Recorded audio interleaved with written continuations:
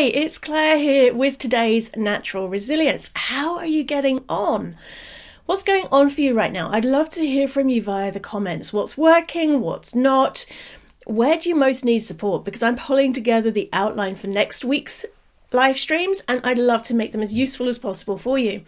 And if you've noticed, there's been a bit of a theme this week on the inner drama queen and the power of our self-talk to affect our stress levels, to affect the tension in the body, to affect our emotions, and to affect the actions that we take. So, to wrap up the week today, on Monday, you had Tratak, one of my favourite techniques for calming the mind, okay?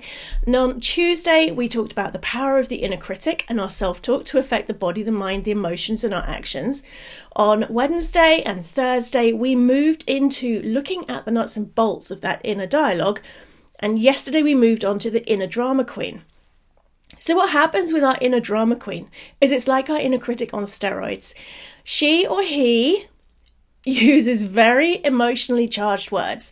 I had a fantastic session with my Natural Resilience members yesterday where I ran a deep dive training on this for them in just about 20 minutes. It's amazing what you can learn in that time. And I explained how the stronger the emotional charge, the stronger the physical reaction in the body, the more likely it is for those words to kick off the fight, flight, freeze response and our stress and our worry and anxiety, and how easily you can turn it around, both at a physical level and also at a thinking level. Morning, Becky. Hello. And when we look at the emotional charge of our inner drama queen, she might be saying things like, I'm totally devastated. That is taken by the unconscious mind as an instruction. It fires off the same biochemical reactions from that instruction as if it were actually happening in your world right now. So the more we tell our story and the more drama we put into it, the more the body gets used to those biochemical reactions and the more that level of drama and frankly self-talk pain becomes our go-to response. You can easily use the techniques I taught yesterday in my members only masterclass, turn it from I am devastated to actually getting to the number of it is actually I was pretty miffed. Okay, so I am devastated versus I was pretty miffed. Two very different energies. But there's another problem with this, which is what I want to talk to you about today.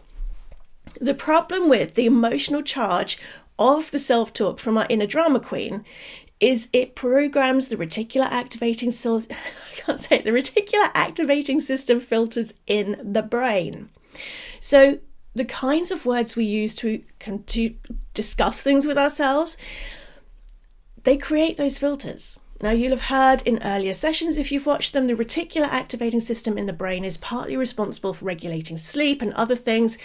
It's partly responsible for filtering sensory information from the outside world. And I know in times of challenge, a lot of people are feeling very overwhelmed right now with too much information.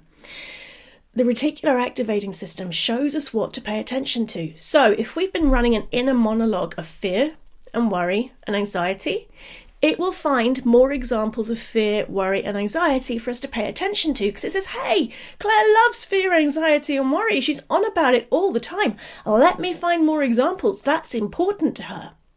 And this is one of the ways that we can end up drowning, particularly in challenging times like these, because we're training our brain to spot more examples of the things that match our current self-talk. Now, if your self-talk is at the calm level and it's like, I'm feeling a bit miffed, that's not a very strong instruction for your reticular activating system and it's going to ignore it.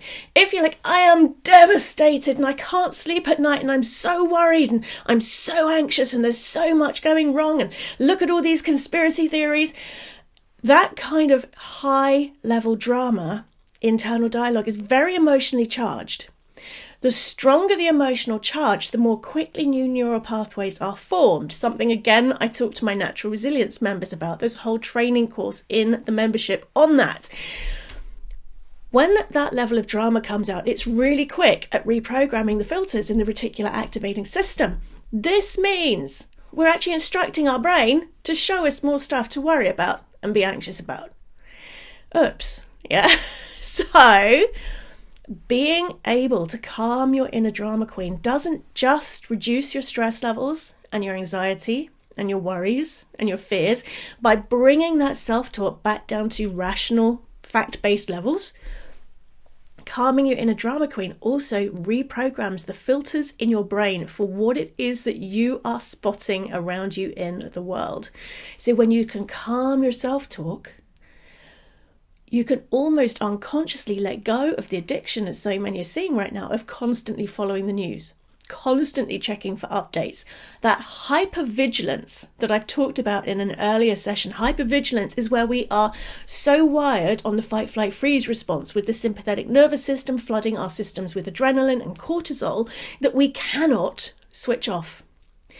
The hypervigilance is that constant looking for threats and danger. We're wired to survive, yeah?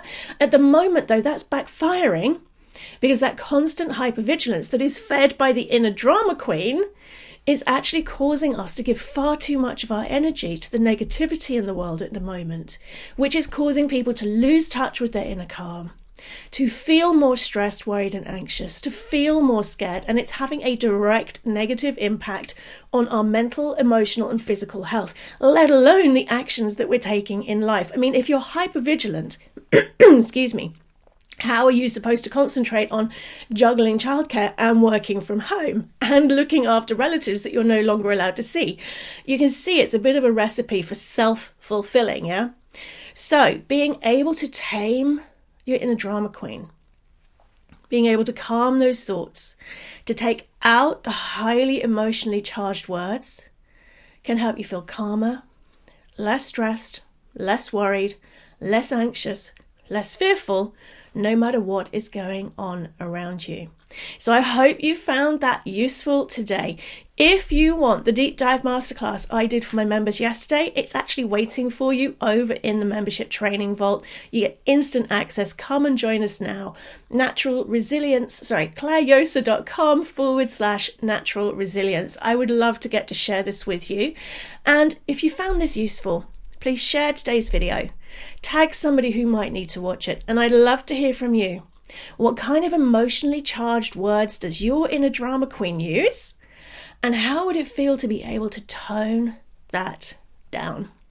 I hope you have an amazing weekend. I won't be back here Saturday and Sunday. I'm doing a digital detox for a couple of days. I'm actually probably going to go on a virtual restorative yoga retreat. Okay? I'll be back on Monday, and next week we've got a whole topic on hypervigilance and stress, how to reduce worry, how to reduce fear and anxiety. So I hope it's going to be really useful to you. Thank you.